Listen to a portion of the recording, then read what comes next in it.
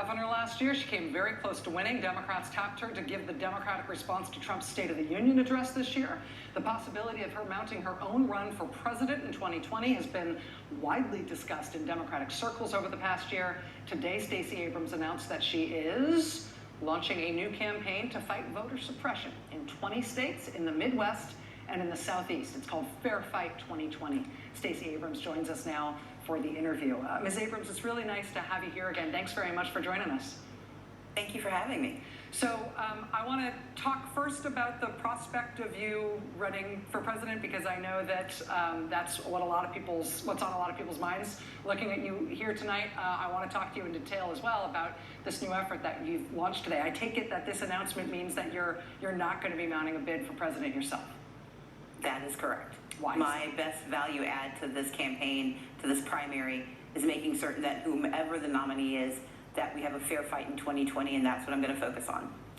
The New York Times today said that you made your decision in recent days as she determined she was comfortable with the current crop of Democratic candidates. Can you talk at all about your decision-making process and how recently you made this decision and what it is about the Democratic field, or what your feelings are about the Democratic field? It sounds very presumptuous that I was comfortable with the field, but here's what I'd say. Part of my responsibility as a citizen and as someone who has the opportunity to stand for the highest office is to make certain that I'm the right person and it's the right time. But it's also to make sure that I'm doing the best that I can do to ensure that we have someone who beats Donald Trump and that we win back the Senate. And as I looked at the candidates, as I watched the debates, I think we have a robust crop of candidates who have thoughtful ideas and plans for how we move our country forward. And so for me, the decision was, how can I best be of service? We began working on Fair Fight 2020, and you can learn all about the program at fairfight2020.org. We began working on this months ago because I also wanted to help in the 3 states that have statewide elections in the South, but also looking forward to how we help other states stand up these voter protection programs early. And as I weighed the balance of me trying to mount a campaign, which I think I could do, or focusing on making sure that every American who's eligible to vote can vote in November of 2020, the choice for me was simple, and I decided to go the direction of launching Fair Fight 2020.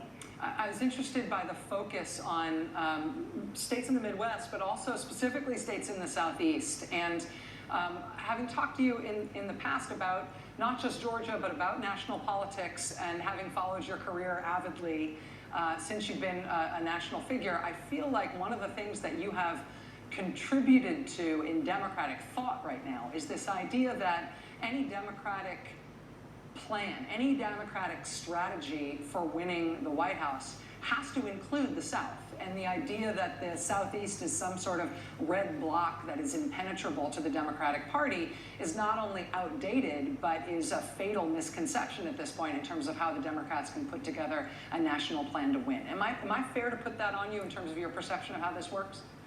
That's absolutely right. We know that Georgia is a battleground state in 2020. We're a battleground state because we became within 1.4% of winning, but we did so by tripling voters of color, Latino, and Asian Pacific Islander, and increasing by 40% African American turnout. Georgia as a state has the highest percentage of African American votes of any presidential battleground state.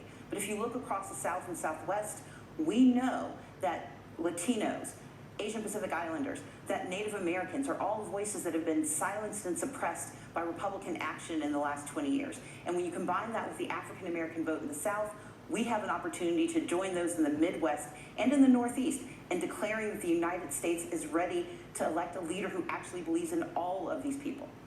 I feel like your experience in Georgia, both with the New Georgia Project and then later in your gubernatorial run, I feel like is both an inspiring story for Democrats and also a cautionary one, because the organizing effort that you were involved in against voter suppression efforts and then specifically to try to get yourself elected did produce this massive increase in minority voter registration and in minority voter enthusiasm and turnout.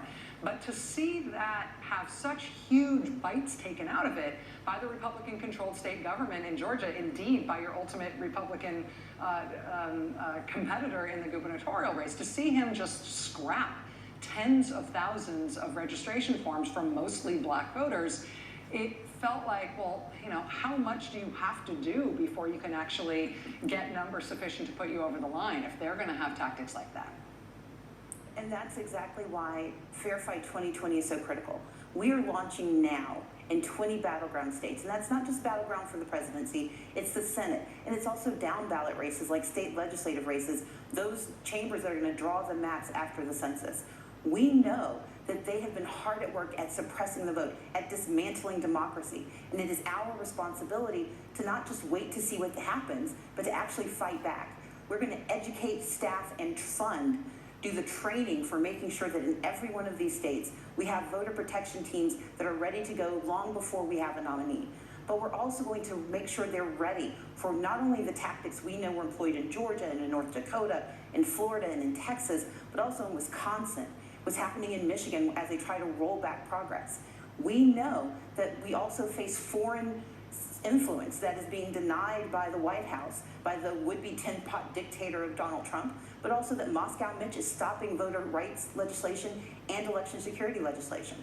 But we also know that they just lifted a consent decree that's kept Republicans and the RNC from going into local communities and intimidating voters by having off-duty officers tell people that they're monitoring their votes. For the first time since 1981, the RNC will be allowed to cheat and lie and go into polling places and scare voters, particularly voters of color. Fair Fight 2020 is designed to anticipate all of those challenges, but not just worry about them, work against them. And that's what we learned from 2018. We cannot wait for the cavalry to come. We have to be the army, and we have to stand up now. Stacey Abrams, Georgia Democratic candidate for governor, now the founder of Fair Fight 2020. Ms. Abrams, it's great to have you here the next time you are swinging through the Northeast. I hope you will come here and do another interview. We'd love to stay apprised on these efforts and whatever you're going to do next. Thank you. Thank you so much. All right, we'll be right back. Stay with us.